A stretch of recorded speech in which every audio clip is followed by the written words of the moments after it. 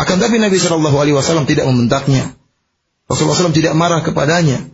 Bahkan Rasulullah SAW pun datang menuju dia, dengan meninggalkan khutbahnya, kemudian datang dengan bersifat lemah lembut kepada orang tersebut. Ya. Dan ini dalil bahwasanya seorang hendaknya berlemah lembut kepada orang yang bertanya. Terutama kalau yang bertanya adalah orang Arab Badui atau orang Arab gunung, orang yang tidak ngerti bagaimana berbicara yang baik.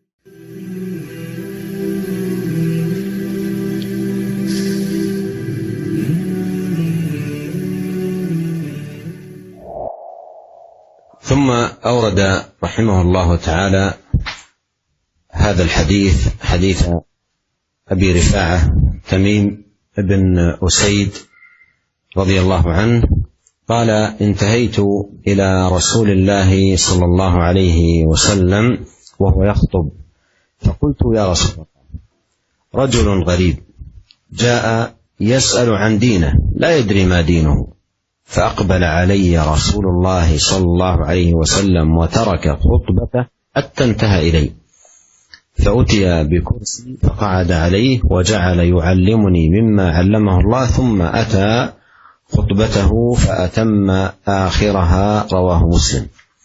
وهذا أيها الإخوة المستمعون من كمال تواضع النبي عليه الصلاة والسلام ورفقه بهم وحرصه على هدايتهم. وهذا رجل غريب ولا يعرف من دينه شيئا، ولهذا قاطع النبي صلى الله عليه وسلم في خطبته التي هي خطاب للجميع، ولم ينهره النبي عليه الصلاة والسلام ولم يزجره، بل تلطف معه وترفق به عليه الصلاة والسلام. وهذا فيه التلطف بالسائل، ولا سيما إذا كان السائل من الأعراب أو الجفاة أو من لا يحسن كيف يخاطب العالم، فينبغي أن يتلطف به ويترفق معه. وفي الحديث تواضع النبي عليه الصلاة والسلام ورفقه بالمسلمين وخفضه الجناح لهم وحسن معاملته لهم، وأيضا إجابته عليه الصلاة والسلام للمستفتي، وتقديم الأهم في الأمور على الأقل أهمية منه.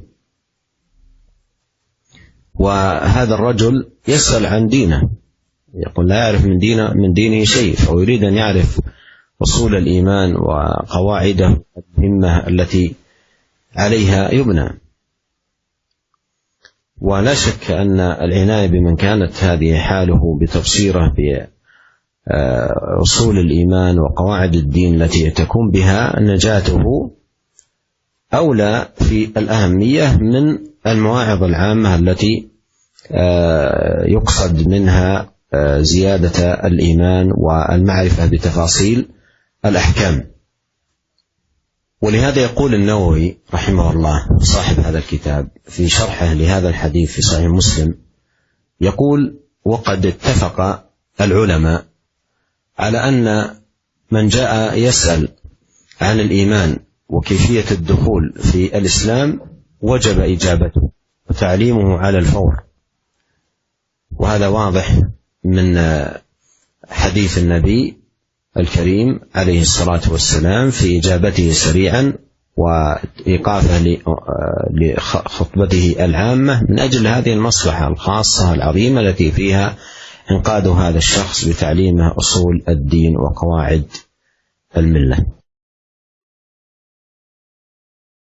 Para misi yang dirahmati Allah Subhanahu wa taala, kemudian Al-Imam Nawawi rahimahullah bawakan hadis berikutnya dari Abi Rifa'ah Tamim bin Usaid radhiyallahu taala anhu. Dia mengatakan, aku mendatangi Nabi sallallahu alaihi wasallam dan Nabi sallallahu alaihi wasallam sedang berkhutbah. Maka aku pun berkata, wahai Rasulullah, aku adalah seorang yang asing yang datang bertanya tentang agamaku dan aku tidak tahu apa itu agamaku ini. Maka Rasulullah sallallahu alaihi wasallam pun mendatangiku dan meninggalkan khutbahnya sampai tiba di hadapanku. Lalu didatangkanlah sebuah kursi. Rasulullah SAW pun duduk di atas kursi tersebut. Kemudian Rasulullah SAW pun mulai mengajariku sesuai dengan apa yang diajarkan Allah kepadanya. Kemudian setelah itu Rasulullah SAW pun kembali lagi berkhutbah, sehingga dia pun menyelesaikan khutbahnya. Hadis yang diriwayatkan oleh Al-Imam Muslim rahimahullah dalam Sahih. Para mirsa yang dirahmati oleh Allah Subhanahu wa taala, hadis ini menunjukkan tentang puncak tawadhu'nya Nabi sallallahu alaihi wasallam dan bagaimana lembutnya beliau terhadap para sahabat dan bagaimana semangat beliau untuk memberi hidayah agar Allah memberi hidayah kepada mereka. Orang ini datang, Abu Rifa'ah, dia mengatakan, saya adalah seorang yang gharib, yang asing, yang tidak mengetahui agamanya sama sekali. Oleh karenanya tatkala dia datang, dia pun memutuskan pembicaraan khutbah Nabi, dia putuskan. Jadi Rasulullah SAW sedang berkhutbah, dia potong di tengah khutbah Nabi SAW. Akan tapi Nabi SAW tidak membentaknya. Rasulullah SAW tidak marah kepadanya. Bahkan Rasulullah SAW pun datang menuju dia, meninggalkan khutbahnya, kemudian datang dengan bersifat lemah lembut kepada orang tersebut. Dan ini dalil bahwasanya seorang hendaknya berlemah lembut kepada orang yang bertanya. Terutama kalau yang bertanya adalah orang Arab Badui atau orang Arab gunung, orang yang tidak mengerti bagaimana berbicara yang baik, orang yang tidak mengerti bagaimana bertanya yang baik. Justru kalau kita bertemu dengan orang-orang seperti ini, maka hendaknya kita bersifat lemah lembut, menjawab pertanyaan mereka dengan sebaik-baiknya. Kemudian Nabi Shallallahu Alaihi Wasallam kemudian memotong khutbahnya dan mendatangi sahabat ini, kemudian menjelaskan tentang agama Islam kepada orang ini. Di sini para ulama mengambil faedah bahwasanya dalam hal ini Rasulullah SAW mendahulukan perkara yang lebih penting daripada perkara yang penting tapi yang tidak sepenting yang pertama. Artinya yang lebih utama, lebih urgen didahulukan daripada perkara yang penting biasa. Buktinya dalam hadis ini Nabi SAW meninggalkan khutbahnya, memutuskan khutbahnya untuk menjelaskan kepada sahabat ini. Kenapa? Karena sahabat ini bertanya tentang usuluddin, tentang pokok-pokok keimanan. Yang pokok-pokok keimanan tersebut adalah yang bisa menyelamatkan dia dari neraka jahanam. Ini lebih penting daripada sekedar khutbah Jumat, yang biasanya khutbah Jumat itu isinya hanyalah menambah wawasan, menambah pengetahuan atau sekedar nasihat-nasihat. Adapun orang ini sedang butuh, dia mengatakan saya orang asing, tidak mengerti tentang agama saya, ajarilah saya. Maka Rasulullah SAW pun mendahulukan kepentingan orang ini karena dia ingin mengetahui pokok-pokok agama. Kalau dia tidak mengerti pokok-pokok agama, dia tidak bisa masuk Islam. Dia tidak mengerti tentang Islam.